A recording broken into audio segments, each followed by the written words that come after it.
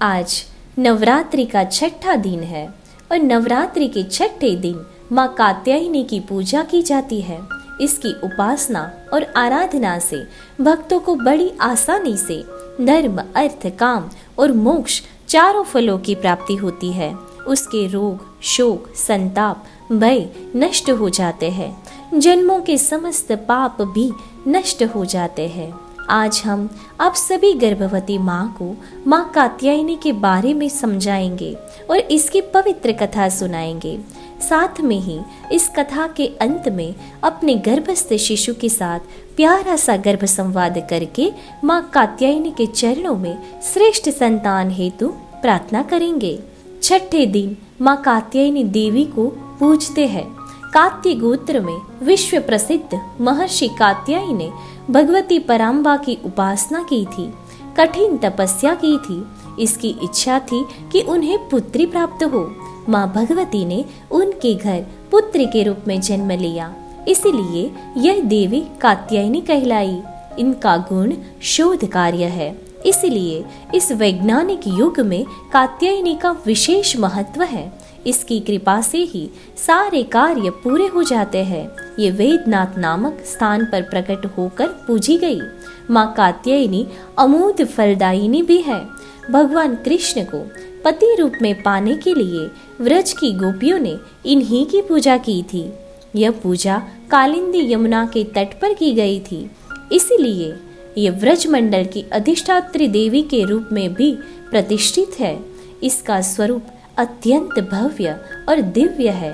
ये स्वर्ण के समान चमकीली है और भास्वर भी है। इसकी 4 भुजाएं हैं। दाईं तरफ का ऊपर वाला हाथ अभय मुद्रा में है तथा नीचे वाला हाथ वर मुद्रा में है। माँ के बाईं तरफ के ऊपर वाले हाथ में तलवार है व नीचे वाले हाथ में कमल का फूल सुशोभित है। इसका वाहन भी सिंह है। इनकी उपासना और आराधना से भक्तों को बड़ी आसानी से धर्म, अर्थ, काम और मोक्ष की प्राप्ति होती है। भक्तों के रोग, शोक, संताप, भय नष्ट हो जाते हैं। जन्मों के समस्त पाप भी नष्ट हो जाते हैं।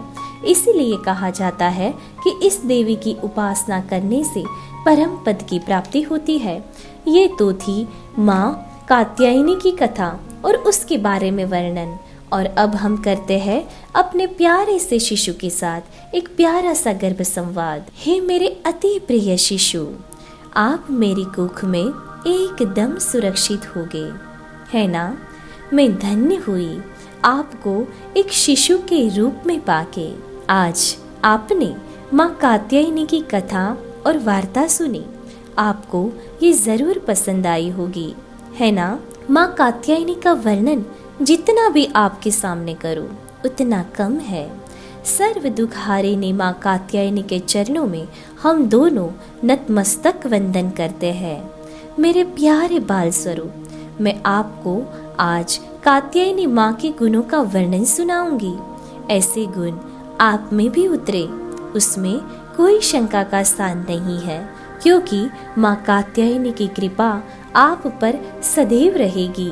ब्रह्मा, विष्णु, महेश की परम शक्ति से उत्पन्न हुई माँ कात्यायनी शक्ति का पुंज है। हे माँ कात्यायनी, मेरा संतान भी आप जैसी शक्तियों से विभूषित हो। हे मेरी राजदुलारी, आप में माँ कात्यायनी जैसे परम गुण आए। आप में इतनी शक्ति माँ प्रदान करे कि आप अन्याय, अनीति, अपराध के सामने बंड पुकार सको। हे मेरे राजदुलारे, आप इतने बहादुर, शक्तिशाली बनो कि आप में अन्याय के सामने लड़ने की हिम्मत आए। भ्रष्टाचार, पापाचार को खत्म करने की शक्ति आप में आए। माँ कात्यायनी आपका भाग्य ऐसा बनाए कि सत्य के मार्ग पर आप चलो और हर कदम पर आप विजयी बनो। माँ का वाहन सिंह है। हे मेरे प्यारे शिशु, माँ आप पर ऐसी कृपा करे कि आप बहादुर, शौर्य, जुस्सा और जुनून से भरपूर हो। माँ की भुजाएं सबको कुछ देने के लिए ही फैली हुई है।